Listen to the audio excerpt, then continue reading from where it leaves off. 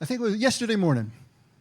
You have to understand, my office at home is a loft, and so it kind of has rails on both sides of it. It's kind of like a bridge that goes over the downstairs. And so it falls off on the front side and it falls off on the back side. And I was sitting at my desk first thing in the morning. I look up in the corner, the part that's over, all the way downstairs, and there up in the corner, hanging upside down, like they do, like bats, is a daddy long-legged spider. You know those guys? I guess they're actually called cellar spiders. I just found that out, but we always call them daddy longlegs. So he's hanging there. The web's invisible. You can't see it. So you just see him hanging like he's in midair, completely motionless. And I just look at him for a couple of minutes and think, nothing I can do about that. It's 20 feet up to get to him. So I just leave him alone. As I was coming back during the day and doing more work and taking breaks and coming back, I look up and he's still there, and he's still there, he's still there. Motionless. I'm starting to think, this guy's dead. He just died up there, So that last night, when I finally get up there to finish work on the message this morning, I look up and there he is, still hanging exactly where he was. So I blew on him as hard as I could from my desk and just made enough of a motion that he moved a leg. And it's just like, okay, he's still alive. But what a life he's got carved out for himself, right? I mean, think about this. What does a spider do? Spins his crooked, crazy web that those guys spin, and just hangs there completely motionless all day long until something disturbs the web, and then he eats it. And then he comes back and he hangs there all day long, every day, rain or shine. He's just hanging there in the web. Now, I'm sure he takes some time off once in a while to go make some little spiders, and then he comes back and just hangs there upside down, motionless, all day long. And I was thinking, what is the purpose of that? What's the purpose of a spider? I mean, just hanging there, basically just living to stay alive. And that's it. I mean, is there really any purpose? Now, I know, spiders have a place in the ecosystem, and actually some people say, if you have house spiders that are benign like that, just leave them be, because they're eating all the other insects that you don't want, like fleas and mosquitoes and stuff. So yeah, they have a place in the ecosystem, and they keep the bug population down. But as an individual spider, how fulfilling would that life be? Just hanging upside down all the time. As COVID continues on, and I'm doing more and more counseling for people, what I'm hearing people describe their lives during COVID is as Groundhog Day. Now, do you all know the reference to that, the movie Groundhog Day, where basically Bill Murray got stuck in a loop, and every day was the same day, and the same exact things would happen over and over and over. Hundreds, thousands, he spent years in that loop before he finally, and it was Groundhog Day. So we understand that, We're just kind of hanging upside down every day during COVID, doing the same thing in our homes, because so many of the things that we used to do to break up that time, to make it feel like there was more connection and purpose and meaning, and those have been stripped away from us. So it's Groundhog Day. And it's a feeling of purposelessness, right? And connected with that purposelessness is these rising feelings of depression, of stress, of anxiety, stress in relationships, as all that depression and all that angst is now going sideways out into relationships. Even before COVID struck, the suicide rate in the United States was rising, and I don't know if you were aware of that or the stats with that, but actually suicide in the United States increased 24% in the last 20 years. That's across the board. But it increased 30% for people aged 35 to 64, so it was more pronounced in the older ages. And the highest increase, and no one can really figure this out yet, was in women aged 60 to 64. Suicide rates of women between 60 and 64 increased 60%. 60% in the last 20 years, and no one really knows why. Which is kind of weird, because men usually outpace women at least 2 to 1 in suicides.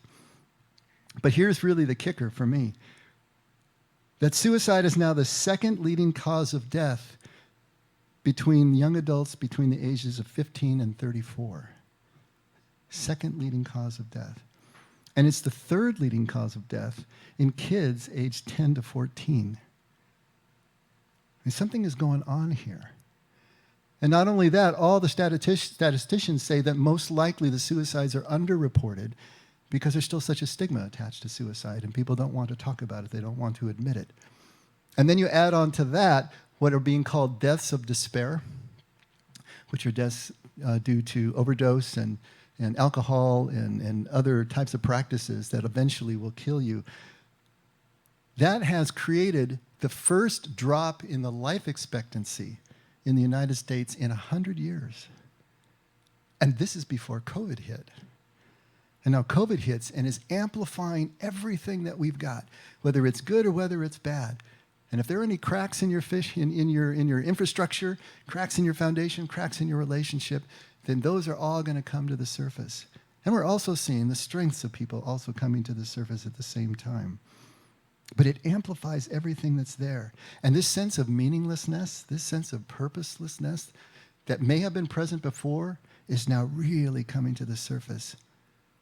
I've talked to several couples where it's been really interesting. One of them takes COVID very seriously, and the other does not at all, really, or just a little bit.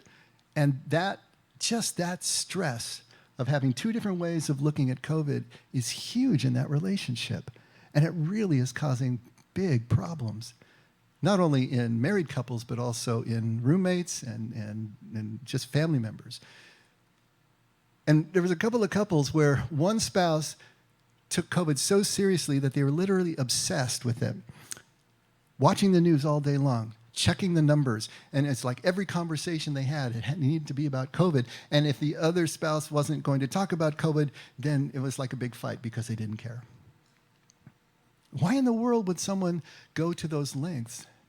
You know, it's almost as if, maybe, that COVID is becoming the purpose when there seems to be so little purpose.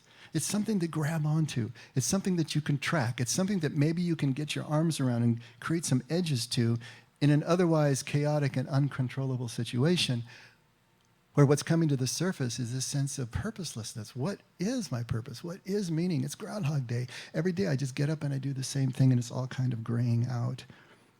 You know, why is suicide rising in our country even before this crisis hit us?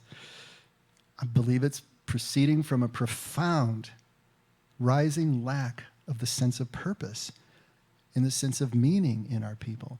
And connected to that, a lack of a sense of identity. Who are we as individuals? Who are we as people? And why is there a lack of meaning and purpose? Well, obviously, there's going to be many reasons for that, but generally speaking, there's an increasing lack of connection. There's an increasing lack of a sense of space in our country, in modern Western civilization. More disconnection, people moving into separate rooms with personal electronics, more and more of this disconnection. And with that is this lack of a sense of place. How do I fit in?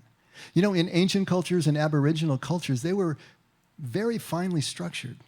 Everybody knew where they were in the food chain. Everybody knew where they were in the hierarchy. And even if you were in the lower parts of the hierarchy, you still knew where you were, and you knew what your place was. You had a place to stand, and you knew what your contribution was to the tribe, to the group. This was what you did. This was your contribution. We don't have that anymore. And that contribution to the survival of the group gave certain purpose and meaning to life because it was within the group. And if you think about it, in the ancient world, and even in modern Aboriginal worlds, there's really no mirrors. There's certainly no way to take a photograph in the ancient world, right? No way to take a photograph in some Aboriginal tribes right now. People went their whole lives without ever seeing their own face. Now, I just want you to think about that for a second, the impact that that would have. If you went your whole life not knowing how you looked, but just how everyone else looked. People reacting to you, and you didn't know. Did you ever play Indian poker?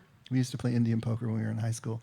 You know, you get so many cards in your hand, you get so many cards down, and then the last card you lick and stick on your forehead without looking at it. So everybody else can see the card, but you can't see the card, but you can see everybody else. Think of going your whole life that way without ever seeing your own face. Only the face of the tribe. Yeah, you could get an occasional glimpse out in a stream or in a pool of water.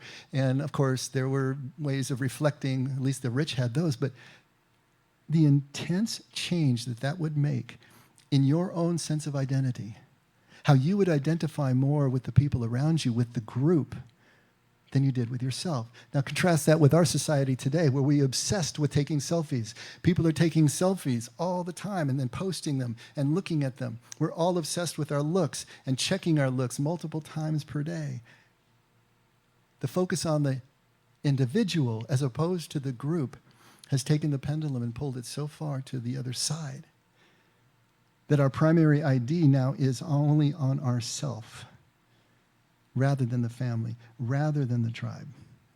But here's the kicker. Purpose and meaning for a human being comes from our identification and our connection with each other. When Jesus was asked who he was, his best description of his identity was, I and the Father are one. He only connected his identity to his Father's identity. He said over and over, I'm nothing in of myself. It's all the Father. And he connected his identity to the identity of everyone that he was with. And every single person who crossed his path, he was as one with that person and connected with that person, no matter who they were. Neighbor, enemy, didn't matter. Foreign, domestic, didn't matter. This is who he was. Our identity comes from each other. It comes from maintaining the life and the welfare of our group, of our tribe, of our family. That's where we're going to find a sense of meaning and purpose. But to live as a daddy longlegs, just hanging in the corner, preserving our own life, to keep on living, that feels meaningless, purposeless. And it will stay that way until we find ourselves in service in some way to others. And this is why Jesus focused so much on service. Everything was about service to Jesus.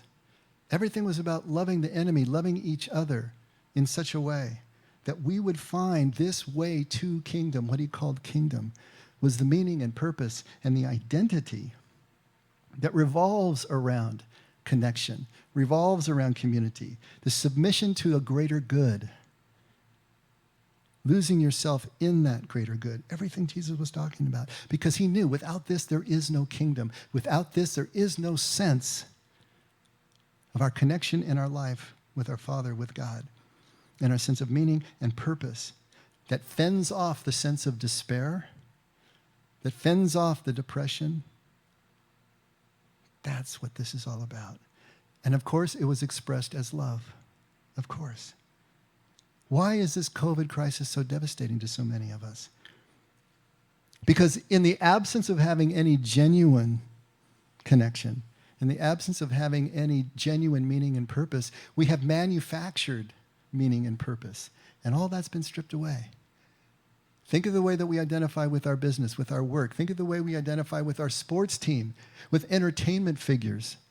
And all of that has been taken away. So that manufactured illusion of meaning and purpose has now been systematically and institutionally disappeared. Now what do we do? See what's going on? Without this sense of connection, without our identity as part of and entwined with every other person that we meet and every other person that we live with, we have a sense of just being completely lost. And in other words, without an awareness of presence to our connection with others, we feel completely lost. What I wanted to do with you this morning to see if we can drive this point home and make it applicable to each one of us is to engage in a little midrash with you. And I don't know if you're familiar with that word, midrash. It's a Hebrew word. And the Hebrews had a very different way of interpreting Scripture. You know, we just interpret just off the top line, the literal meaning, and it has to be absolutely correct and accurate, and it has to be connected in context. But the Hebrews had 4 different levels, and they were all simultaneous. They're all vertical, these levels of meaning. So each passage could have 4 different ways that it could be interpreted. And Hebrews love acronyms because, well, Hebrew is all it's consonants anyway. And so it was PRDS in our alphabet, and it was the Pardes, if you add the vowel sounds, which means garden, was the name of this type of interpretation. And the top level, which was just the literal level, the only one that we typically use in our biblical interpretation, was called Peshat, which just means simple. It's just the straight literal meaning right off the top level. The R was Remez, which was the secret. Not the secret, it was the hint. And so this was the allegorical meaning or a hidden meaning that you could dig into a little bit more. The third one was Drash or Midrash, which is the search. And that would be to dig deeper into the text and look beyond the words of the text, beneath the words of the text, behind the words of the text, even between the lines of the text, looking at what was not said as much as what was said, in order to take the passage under consideration and apply it and connect it to the realities of today. You have the unchanging biblical text from ancient times, but how do you apply it to today? Now, in truth, this is what every pastor does in a Monday message or a Sunday message. We're trying to connect how we apply this to our lives. But for the Hebrews, this was a legitimate way of interpreting Scripture as well. The last one, the S, was the sod, or the secret, and that got into the esoteric and kind of the biblical code kind of different ways of looking at Scripture. But Midrash, that's what we want to look at today. Is there a way that we can take a look at a text that is typically interpreted one way, but apply it to what's going on right now? And I want to read, and you can all read with me, it's Matthew 26, starting at verse 36. And this is Jesus in the garden. This is right after the Lord's Supper, the Last Supper, and before the events of Good Friday. And Jesus came with them, with who? With the apostles and everyone who was with him in the Lord's Supper. They all got up and left and went to a place called Gethsemane. And he said to his disciples, "Sit here while I go over there and pray." And he took with him Peter and the two sons of Zebedee, that would be James and John, and he began to be grieved and distressed. And then he said to them, "My soul is deeply grieved to the point of death. Remain here and keep watch with me." You know, these words that are so spare, but just take a moment and listen to those three sentences. My soul is deeply grieved to the point of death. Remain here and keep watch with me. Grieved to the point of death. Try to imagine what you would be like in a state like that. Grieved to the point that you just wanted to die. And he went a little beyond them, and he fell on his face, and he prayed, saying, "My Father, if it is possible, let this cup pass from me. Yet not as I will, but as you will." And he came back to the disciples, and he found them sleeping. And he said to Peter, "So you men could not keep watch with me for 1 hour?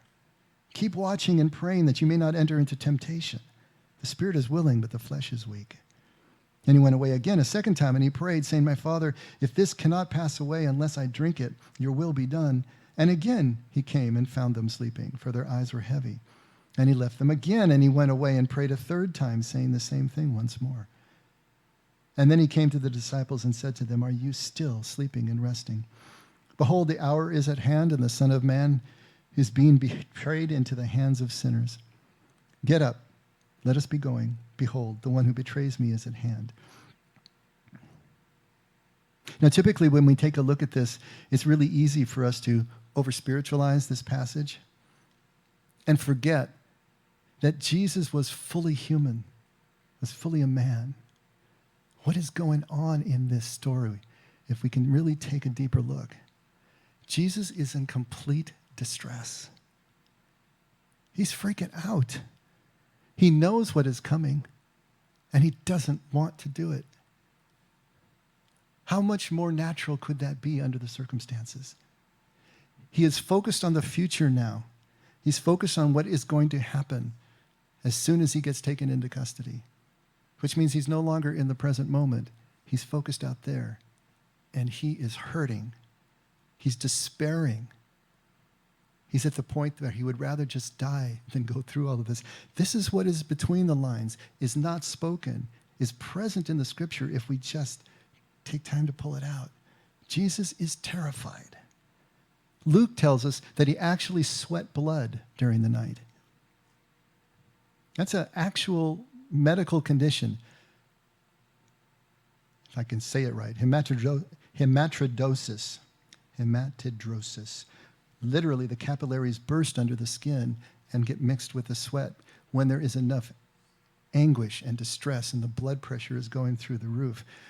He's terrified. He's lost connection with his Father. This idea of him trying to get his will back in connection with his Father's will is part of that expression of he's no longer in connection. He's out of connection. He's focused on the future. And he's craving human connection. Have you ever had a child say, "Will you stay with me until I fall asleep?" This is Jesus. He doesn't want to be alone. He takes his 3 closest friends with him, and he wants them to be with him in his time of distress, and they keep falling asleep. They cannot keep their eyes open. And he's feeling abandoned even by them. It's kind of sanitized here, but imagine what Jesus is feeling when he comes back, and they can't even just sit with him for 1 hour while he prays. This is where he's at. His closest friends, his Father, not connecting with him. But after praying all night, he finally finds the confluence. He finally comes back. Your will, not mine. And from that point on, he can go and he can continue with everything that needs to happen. You see, it's all about presence. All about presence. Jesus bringing himself back into presence with his Father, craving the presence of his friends when he couldn't find it within himself, and being denied.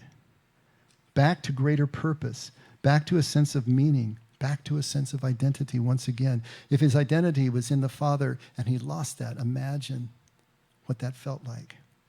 This is why Jesus is all about presence. This is why Jesus' way is all about presence. Always expressed as love for one another, but really this is what it's all about. Love is not possible without presence. To be aware of the oneness, to be aware of the connection with each other is the love. What flows out of that awareness of connection and presence is the behavior that we call loving and is the emotion that we call love. But it starts with connection. It starts with oneness. This is why Jesus is always working to redefine the law. Because the people thought that the law could get them into contact with their Father, in connection with their Father, the approval of their Father. But we can obey the law without any awareness and any presence at all. We do it all the time, don't we? Mindlessly applying these one-size-fits-all sets of rules, these zero-tolerance policies that become absurd on their face. There's going to be no knives in school, and so the little kid gets pulled off because he has a little plastic butter knife to put peanut butter on his sandwich. But when we just go to the law, when we just try to mindlessly obey as if that's going to do anything at all, we realize that this is a completely loveless position, a disconnected position, a position that doesn't need any presence. We never really see each other if all we're doing is following the law.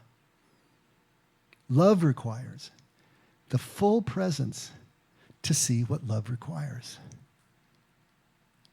If we don't bring ourselves to each circumstance, each moment, fully present, and wait to see what love actually requires, we're obviously going to be doing more damage than good if we try to bring a preset condition into everything that we do and everything that we connect with and every choice that we make. Love requires full presence to see what love requires. There's so many people right now that I've been talking to that are faced with really difficult decisions that they have to make.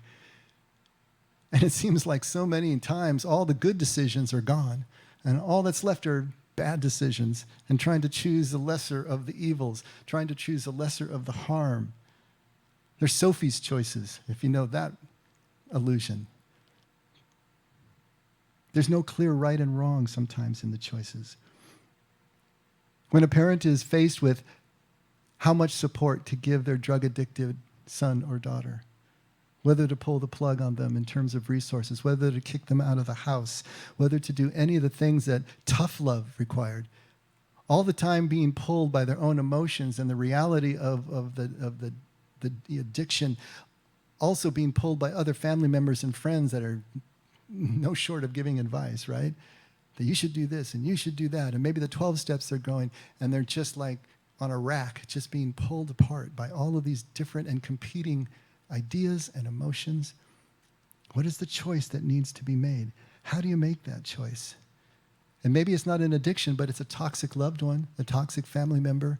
Maybe it's the COVID crisis itself, which is creating such stress within the family that the family members are faced with these choices. How do we deal with this? How do we get through this when we don't even know how much longer it's supposed to go? Pulled apart by this need, by this pain, by this obligation, by the advice, by the condemnation. The law is no help here. How is the law going to help? The law is just going to impart a rule? Does that rule really apply in this particular situation? Can we just apply that rule knowing that we're going to have to live with the consequences of whatever happens because of this choice? Jesus has to make difficult decisions as well. How does he make the decisions that he needs to make? Maybe we can learn something from him. What a concept, huh? Let's take a look at John 11, starting right at verse 1. Kind of a longest passage, but let's just read through it, and then let's break it down a little bit, because I think in here we can start to see how Jesus is making the decisions that he needs to make.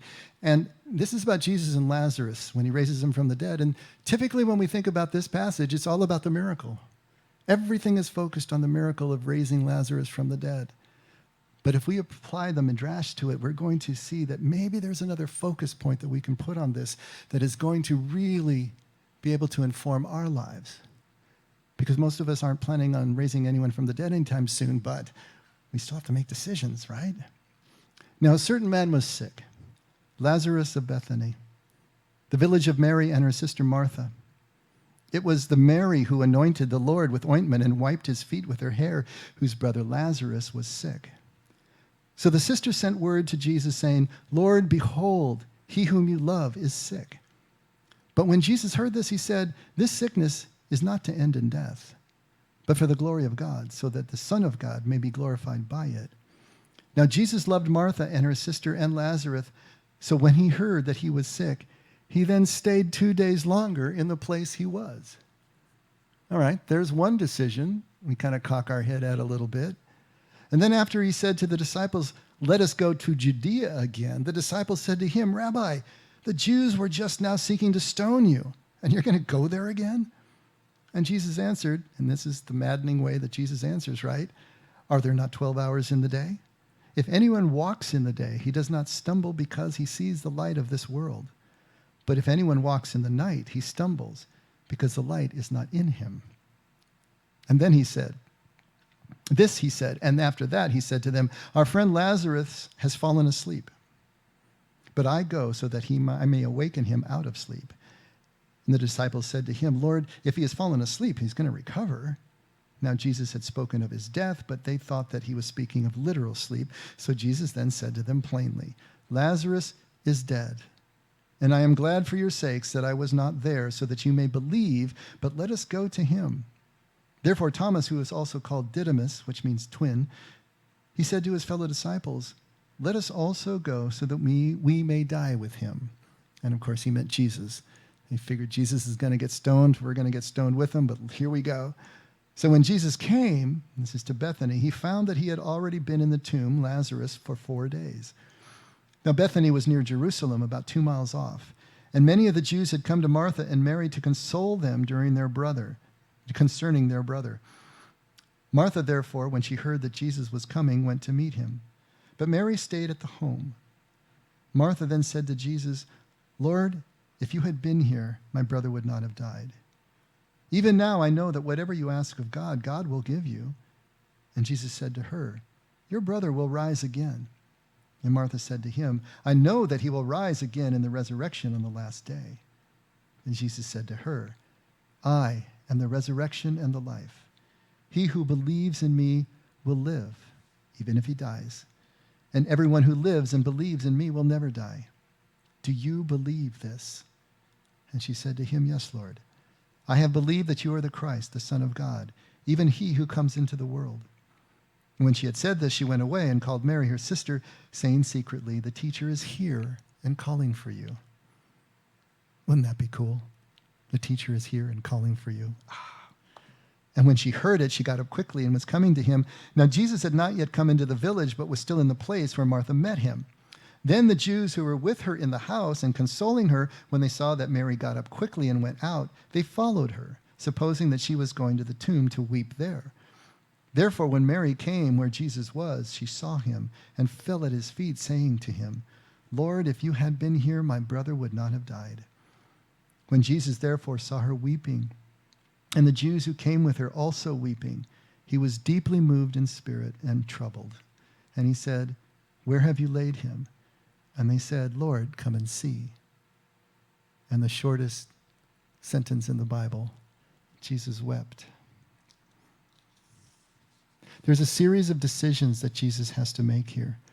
How does he make them? Some of the decisions seem off and kind of strange, you know? Why did he stay 2 more days after he heard that Lazarus was so deathly ill? Now, usually we look at this in the light of the miracle, and there's a lot of textual evidence why we would think that. And so Jesus knows what he's going to do. He wants to let Lazarus die so that he can raise him from the grave to show who he is. That's usually the way we look at it.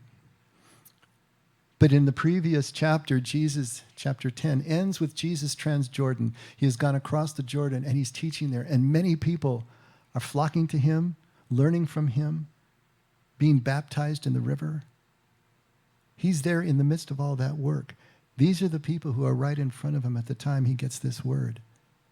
What does love require at a time like this? See, I think this is what Jesus is always asking every time he needs to make a decision. What does love require?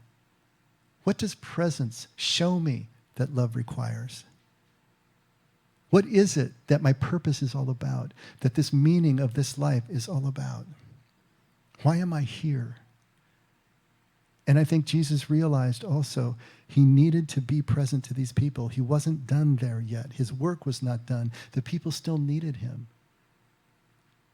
And so that urgency, that circumstance, that moment took precedence because that's the moment that he was in. That's the moment that he was present to. That's the moment that he reacted to. And he stays 2 more days to be present to them. And then he decides to return to Judea. And his disciples, they go apoplectic. Don't you realize what in the heck is going on here? They want to stone you. This is a death sentence to go back. Why would you do that? And then he says this crazy thing, are there not 12 hours in the day? If anyone who walks in the day does not stumble because he sees the light of this world, but anyone who walks in the night stumbles because the light is not in them. It's a difficult saying.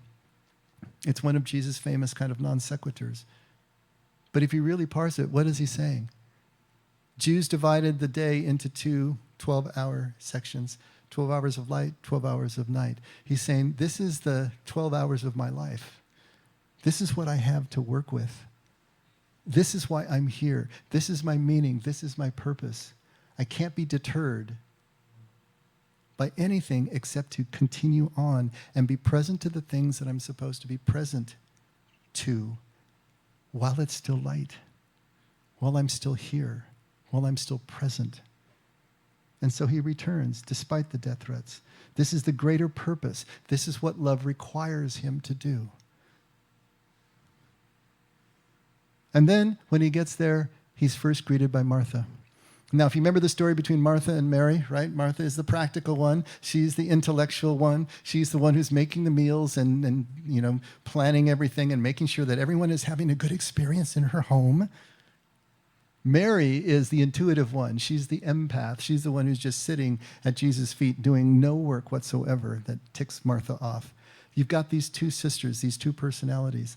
Martha is the one that he sees first, the intellectual, the practical one. And so what does he do? How does he react to her? Martha and Mary tell him the exact same thing. Lord, if you had been here, my brother would not have died. And yet his reaction to the 2 women is completely different. Because what does love require for Martha?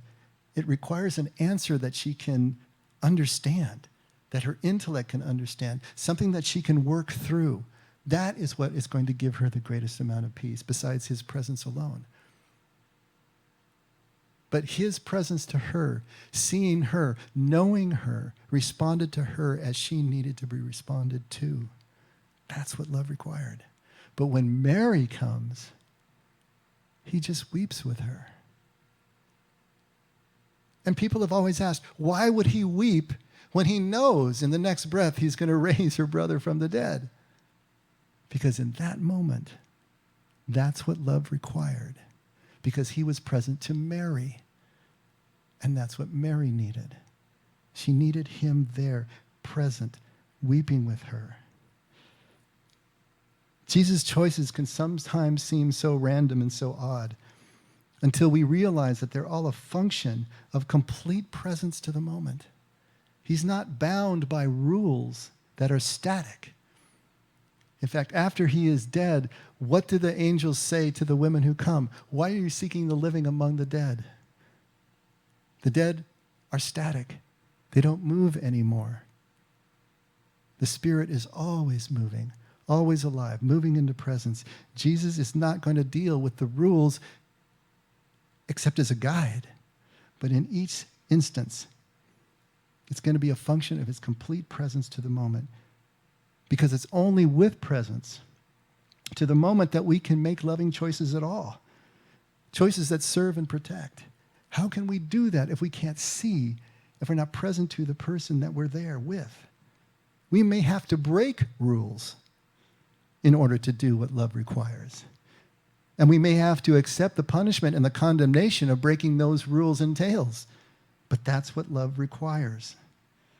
Out of this presence, out of this willingness to be put in those vulnerable positions, gives us a sense of meaning and purpose, which fends off the despair and the depression that we see around us so much today. It's all about presence. I think I've said in here so many times, the spiritual journey is 90% presence. That's why contemplative spirituality is all about building the awareness that gives us the presence, because without that, we can't go any further. Without that, we can never experience love. And without that, we can never enter kingdom. Think about this for a second. How much time during the day do you spend not thinking about the thing that you're actually doing? How much time do you spend per day with your mind wandering away from the thing that is actually the task at hand, the conversation that you're having right now? How many of you are sitting here listening to me and you haven't heard the last 5 paragraphs of what I said? That's mind wandering. How much time during the day as a percentage do you spend wandering off what you're actually doing, not present to what you're actually doing? Now, statistically, it's at least half of you, or half the time. But in the people that I've actually talked to, it's more like 80 or 90% of the time. And especially when you get into addicts and alcoholics, it's higher than that. I've heard people say, I practically spend no time actually thinking about the thing I'm doing. My mind is always spinning somewhere. But even if it's half the time, now think about when your mind is wandering, what is the content of the thoughts that you're wandering with? Are they positive or negative? They're almost always negative. Those are the things we obsess over. Those are the things we think about. It's not the pleasant things that we usually ruminate over that wear a rut in our brain over and over again. It's usually the negative things, the things that are not done, the things that are scaring us. It's all about fear, right? It's the things that distress us. It's the things that we're worrying about. It's the politics. It's the election. It's macro. It's micro. It's whatever. But it's negative. So if you're spending more than half your time, and maybe up to 80 or 90% of your time, thinking about something other than what you're doing in the moment, and 80 or 90% of that content is negative, what do you think the experience of your life is going to be like? It doesn't matter what your moments are like. You will be experiencing them negatively because you're not there. And if you think about it, most of our moments are okay. There are very few moments that contain true pain. Most of our moments are okay. It's what we bring to the moment that colors it. Why does Jesus say don't judge? Don't judge the moment. Let the moment speak for itself. Let the moment be what it is. Let the person in front of you be who she or he is.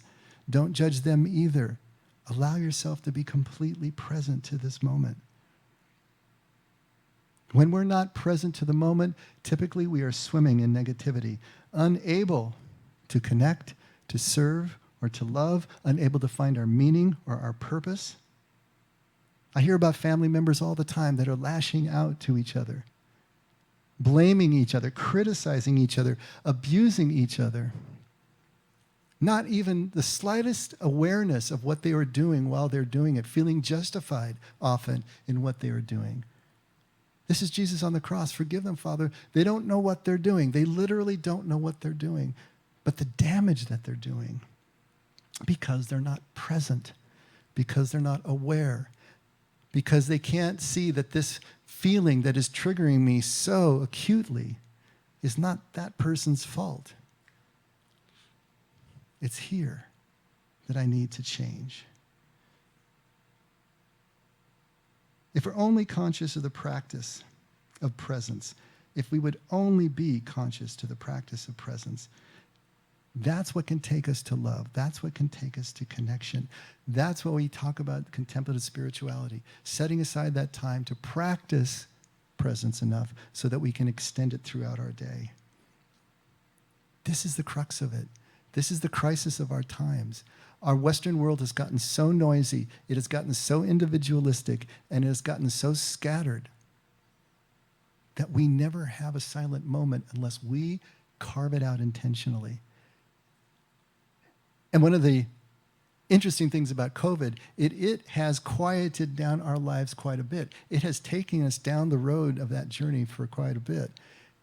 Will we use it as a platform to spring off and take another few steps down the road and down this journey? Or are we just going to sit and complain about it and rage at the machine because we need to do this work anyway? Ask yourself how you're doing.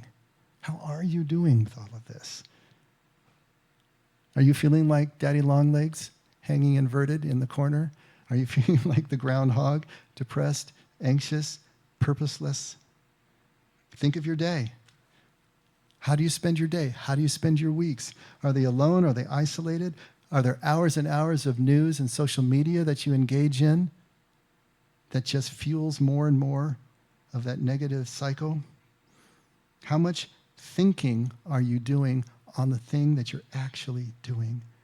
And how much do you dwell on the negative? How much are you of service to the other people in your life? The ones that you just encounter, the ones that you are living with. Is your focus to leave them better than you found them at every encounter? Are you doing that? Are you conscious of doing that? If we can turn this around, if we can use presence as kind of the divining rod, that you find water with, as a barometer for how we're doing, and realize when we're getting out of whack, when we are getting into depression, when we're feeling the stress, when we find ourselves at odds with our family members, with our spouses, with the people at the supermarket, can we come back to presence and find something in the moment that connects us back to meaning and back to purpose? We got to turn off the news. We got to get off of social media. We need to begin to practice presence again, because this is the only way that we can enter Jesus' kingdom and find the meaning and the purpose and identity that will show us who we really are.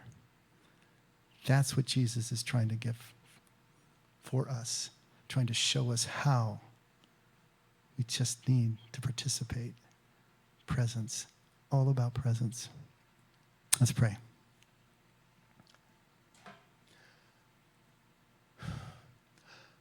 Father, thank you for being present to us. Thank you for showing how this is done. Literally, if you weren't present to us in every millisecond, we would cease to exist. Your presence is the gold standard for us. As human beings, we won't hit it, but you know that. And you have patience for that. Help us more and more to move into the presence.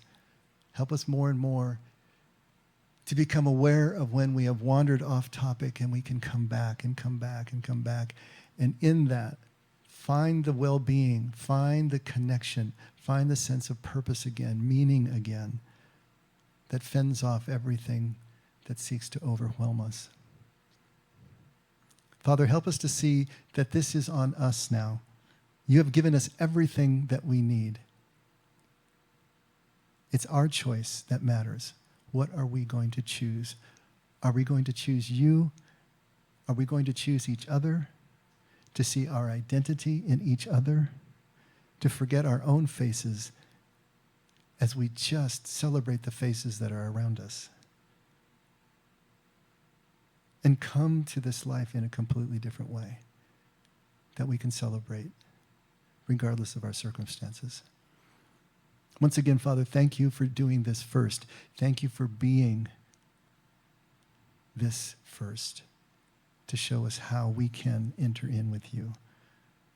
Never let us forget. We can only love or do any of this because you loved us first. And we pray this in Jesus' name. Amen, everyone. Would you stand? Everyone at home, would you stand?